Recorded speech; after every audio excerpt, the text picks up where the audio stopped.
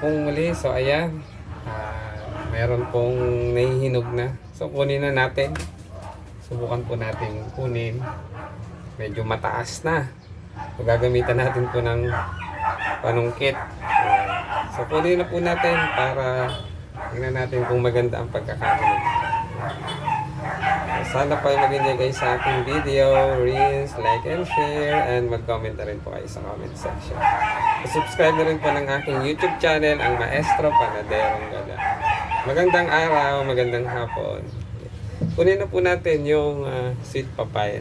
Baka po makukuha natin at hindi mahulog. Kung mahulog man, ayan, masasakap siya ng mga sanga-sanga dito, hindi siya masyadong masisira. So try po natin. Kunin na natin.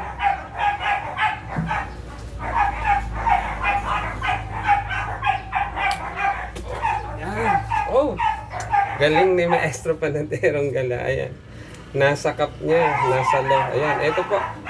Kinuha ko na. Titingnan po natin kung may hinog siya ng maganda. Ayan. Yan po. Baka po mahulog na naman o masobrahan na naman po sa hinog, ay hindi mapakinabangan. Pero yung mga buto niya ay aking papapakinabangan. Ayan. Marami na rin. Marami pa rin ang may mga yellow spot or silay na. Ayan. So mga next day na lang po natin kunin. Pero ayan, meron po tayong isang nakuha. Magandang buhay, magandang araw. Ayan. Tanggalin ko na rin po yung isa, yung medyo bulok na. Ayan. Ayan. So ito po ay nabulok. Kaya ang gagawin po natin, kukunin na lang po natin ang buto. Ayan, para na mapakinabangan at may bahagi natin sa mga nais magkaroon ng sweet papaya. Ayan. So, hindi lang po paggawa ng organic fertilizer, pag-seed saving din po ang ginagawa ni Maestro Panaderong Gala. Ayan. Yan po yung mga natutunan ko sa mga seminar sa gulayan sa paaralan. Yun naman po ang importante doon, yung kahalagahan. Maibahagi po natin sa ating kapwa ang ating mga natututunan. Sa paraan pong ganun ay saya na ni Maestro Panaderong Gala na natututo at naibabahagi ang kanyang mga kaalaman. Ayan, magandang buhay. Salamat po sa panonood. At sana po ay may natutunan. Iharang po muna uli natin itong tungkod. Panungkit.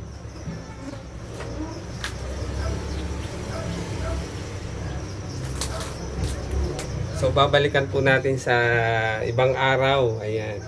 Yung ibang mga may yellow spot na yan or silay. Ayan. So, ito po ay kukunin ko ang buto.